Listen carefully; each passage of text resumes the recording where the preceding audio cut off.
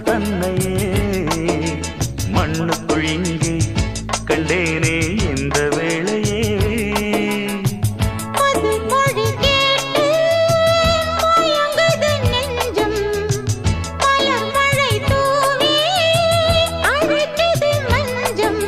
சின்ன கிளி என் செல்ல கிளி என்னை தொட்டு தொட்டு தழுவு